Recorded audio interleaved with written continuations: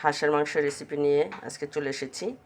এখানে আমি হাঁসের মাংসগুলো ভালো করে কেটে ধুয়ে পরিষ্কার করে নিয়েছি।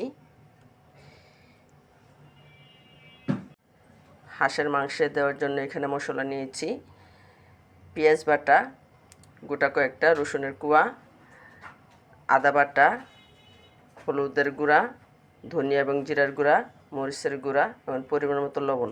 এখানে নিয়েছি দই, আর এতে দিব পেঁয়াজ কুচি, তেজপাতা, এলাচি, দারচিনি।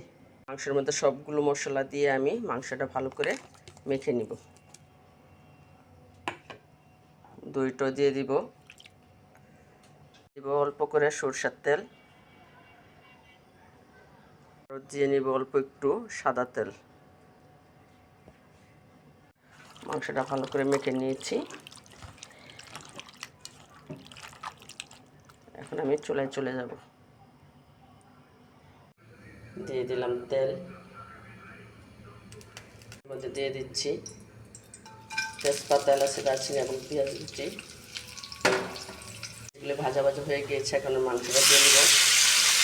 মাংসটাকে নেড়ে চেড়ে দিব, নেড়ে চেড়ে একটু ঢেকে দিব, অল্প আঁচ দিয়ে ঢেকে দিব।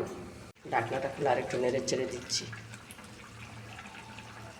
হয়ে গিয়েছে, এখন আমি এটা নামিয়ে ফেলব।